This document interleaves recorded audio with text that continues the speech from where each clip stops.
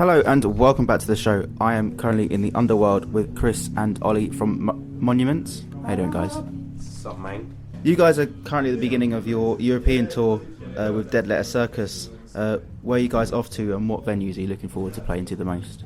I mean, personally, until we get to Europe, this is always my favourite show of the UK leg.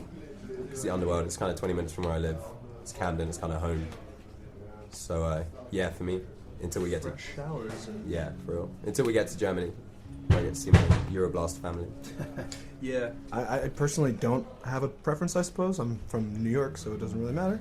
But Underworld's sick, so I'm really happy to be here tonight. And yeah, I'm gonna have to go with the whole Euroblast thing too. When we get there, that's gonna be fun. Okay. Pretty much every day seems like a blast though, because I mean we're on tour with Dead Letter Circus. Come on, that's sick. Your latest album, is it Gnosis? It's Gnosis. It is Gnosis. Just making sure that the G was silent. I wasn't too sure. It's currently out. What are your influences behind it, and what has been the fan reaction? Well, you can take that one away. I mean, obviously Brown wrote Gnosis. I mean, he'd say Meshuggah, he'd say Carnival. He loves Dead Letter Circus as well. Just things that are progressive and fresh, you know. I'd say for anyone in the band as well, it just kind of will catch our ear. It'll find a way to us somehow. But yeah, Brown wrote it. So. And yeah, people seem to dig it. I mean, we'll definitely find out in a bit when we play. I certainly did before I was even in the band. So. So you've been a long-time fan, new member No, sort of? truthfully, I listened to the record liberally as much as anything else actually before I even came. So it's cool to be a part of that. I like the record. It's a good record. Oh, cool. It's nice to hear that you're getting feedback from your own band member, considering he used to be a fan. But what would you say are your personal and musical influences? Well, I mean, for me, as far as vocals go, it sort of ranges from like Chris Cornell, Soundgarden, Chino Moreno of Deftones, Phil Anselmo, Pantera, Randy Blythe, Lamb of God, Corey Taylor a little bit. Man, I've really just started getting into Carnival a lot, and Ian's voice, I don't know his last name unfortunately, but man, he's just on a whole different level. So that guy's really starting to inspire me, and one of my biggest heroes has always been Michael Jackson.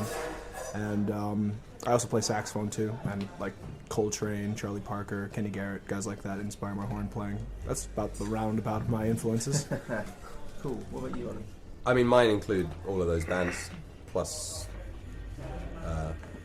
you know, Gojira and Decapitated. I'm still quite focused on heavy music. So Meshuggah, just whatever's good, man. Whatever's good. But like, who did you aspire to be like when you were growing up? When I was growing up, I mean, when I was younger, I didn't know I wanted to be a musician really. So I didn't like see something on TV and then go, oh, I want to do that. I just kind of found my own way into it. But some of the earlier bands that I got into are like, which I'm still into, are like things like Killswitch or like new metal, like System of a Down.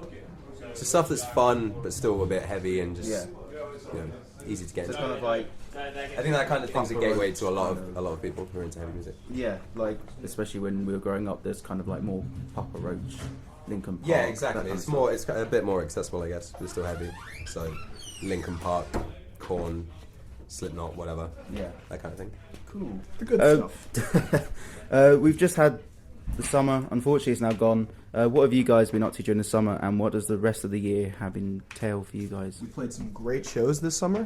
We did the BBC Made Availa session, which actually just aired a couple of days ago or last week or something like that. That was amazing, playing in that studio, legendary place. We played Tech Fest over the summer. That was incredible. Ghost Fest as well. Yeah, Ghost Fest as well. And we played a secret show, which was our first thing we ever did with Chris in Croydon. That was pretty special. That was a good moment. Is that a Scream? Or? That was at Scream, correct. It was really, really cool. And I guess now we're, we've just kind of been getting ready for these dates coming up now. We kind of had Brown's been working on new tunes and stuff, and I've been getting ready to work on new material as well, which I'm probably going to do when I get back to New York. And that's pretty much been the focus, just getting ready for these dates as of right now. So once we finish this tour, do the Euroblast thing, we may have another show lined up we're confirming it, but don't want to say it just yet until it's actually announced. Yeah. And then once that's done, then we go into new record mode. So that's kind of been the plan. And in between all these little shows, well, not little, but one-off shows, I guess, we've been writing. So as soon as we're home and we don't have a gig or something, we're just in the studio messing around, seeing what we can come up with. Yeah. Hardcore shredding. Just as you do, chilling, shredding, writing. Lots the of works. lots of Call of Duty zombies, lots of riffs, lots of messing around. Tits. All at the same time. All at the same time. Hopefully. Sometimes. What would you say was the craziest moment you guys experienced during the summer?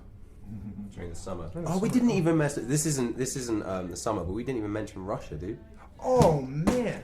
Okay, no. Well, it kind of, whatever. It happened in the beginning of September, and it felt like summer over there, which was fine, so I'll count it as summer. Russia was incredible. We went to Russia, and for 2 days, like, given all the, crazy political tension, whatever, but, like, we went, or certainly I did anyway, we went with this mindset, that we'd expect a whole different experience, like, it's Russia, it's cold. So, like, we kind of thought that's what it was going to be like, but no, I was so wrong, and the Russian people were amazing. They were so open-armed in their welcomes, and, like, just embraced us totally, and it was the best shows I played in my life. I mean, we played a show in Moscow, and, like, 900 plus people. The crowd just going nuts. I mean, I lost my mind. It was. I've never felt such a reception in my life before. So I think that was definitely the highlight for me. I think probably for most of us too. Yeah, same here. I've never played anything as just no. I haven't played a show before that's connected as much as that has. I mean, I played bigger shows. I played smaller shows. I played shows in better sounding venues. Yeah. I played shows in worse sounding venues, but that one was just right. It was awesome. Magic, man. It was really, really good. Just because you're in a place you'd never been to before, and just to see all those Well, people we've done come that out. before. It's just there was just so much love, and it just felt amazing. Yeah. And I can't wait to go back. Yeah, they gave it their all. They just like they gave every bit of it, whatever they had, and it was mutual. Everybody just going off each other. Awesome. But like in terms of craziest moment during the summer, what would you say that is? Apart from Russia, which sounds awesome, is there anything that has just kind of stood out as just kind of being like, what just happened? I mean, Tech Fest was pretty sick. Just the vibe there is cool. The people are cool. That was our first. Was that our first proper show? No, it was like our second proper show with Chris, and we headlined the Thursday. And Went nuts. yeah, that was a sick show as well, and the vibes were just good. And then we got drunk. Then we drank a lot. And that was fun. Yeah, it was nothing particularly mental happened because it was just 3 days of nonsense. Yeah, it was awesome. It was really cool. There was just a lot of cool people around, and it's a really inspiring time. Good party. Just a good party. Sounds like a blast. I probably did miss it, yeah. I'm gutted now. But if you guys could have any superpower, which one would you have and why? Oh, how much time have you got? Just One one. day? Or just one? Are there any rules? Like, No. I mean, But I'll make one up on the spot if you come up with something ridiculous. I mean, I'm flying basically. Why? Why? Yeah. I can go anywhere I want very, very quickly. I can grab something from a shop before it closes. I don't have to be late to rehearsal. I can pick people up and drop them on their head because I'm like that. No comment. I got force powers, like telekinesis all the way, because then I can like manipulate matter and I can bend stuff with my mind. Can like create a bubble around myself and go into space if I want. So just like psychic power. Yeah, pretty much. Just like do anything to the world around me, and then I would probably just go chill on a beach for the most part. Of all the things you could do, is I could have psychic power, but I'm just gonna chill on this beach. Yeah, I'd just be chilling on this beach by myself. Anybody's trying to get me, I just like, blow them off. Be like, nah, there's a storm coming your way. You're going back where you came from. And like, I can manifest a little bit of some weed on the beach, and then I can maybe make a bitch with my mind. And I have I'm a man of simple taste. So I can tell. All I want to do is be able to generate a bitch with my mind. It's simple. It's really simple. And at that, I think we'll leave it at that. But guys, a massive thank you for taking the time out and allowing me to interview you. Good luck with tonight's gig, and good luck with the rest of the tour as well. Cheers.